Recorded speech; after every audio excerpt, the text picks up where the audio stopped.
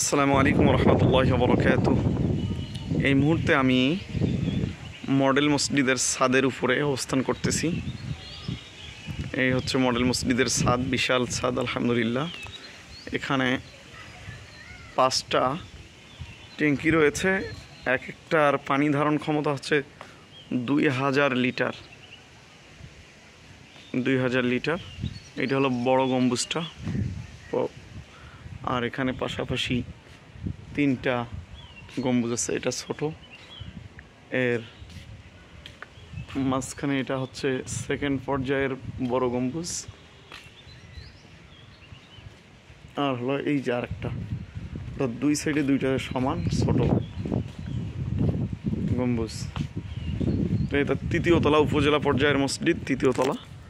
আপনারা জানেন হয়তো অনেকে যে যেগুলো উপকূলীয় এবং জেলা পর্যায়ের মসজিদ সেগুলো হচ্ছে 4 তলা বিশিষ্ট, আর উপজেলা পর্যায়ে এটা হচ্ছে 3 তলা বিশিষ্ট। আমি এখান থেকে ভিডিওটা নিচ্ছি ছাদের উপর থেকে। এইটা হচ্ছে যে মসজিদের মিনারা। আমি এখন পর্যন্ত যদিও বা এখানে উঠি নাই। এইটা হচ্ছে এই যে আসার দরজা।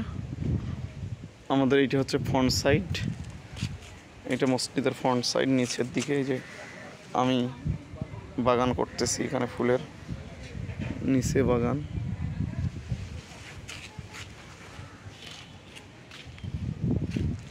জি, আরও আমরা দেখতে পাচ্ছি মেঘাচ্ছন্ন আকাশ। আকাশে মেঘ, কিন্তু বৃষ্টি হচ্ছে না উত্তরবঙ্গ।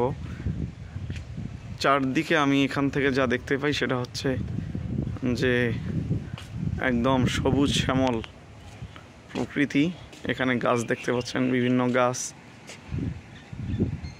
বাঁশঝাড়, সবুজ। উপর থেকে দেখলে অবশ্য সবুজেই মনে হয়, যদিও বা তুলনামূলক এত গাছ নাই যে গাছ দিয়ে প্রকৃতির ভারসাম্য রক্ষা হয়। এত পর্যাপ্ত গাছ নাই, কিন্তু উপর থেকে দেখা তো, যার কারণে আমাদের উত্তরবঙ্গে মূলত বিশেষ করে গঙ্গাচড়া থানায় বাঁশের ইয়াটা বেশি হয়। এখানে বাঁশ, অন্যান্য ফল আছে এখানে, পাশাপাশি নার্সারি আছে।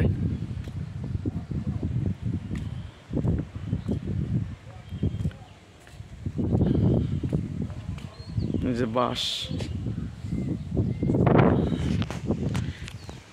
এর আগে যেটা ফ্রন্ট সাইড দেখালাম সেটা হচ্ছে মসজিদের উত্তর সাইড, আর এটা হচ্ছে মসজিদের দক্ষিণ সাইড। এই নিচে কিছু ইউক্যালিপটাসের গাছ, কলার গাছ, মেহগনির গাছ, কাঁঠাল গাছ। যদিও এই জায়গাগুলো মসজিদের অন্তর্ভুক্ত নয়।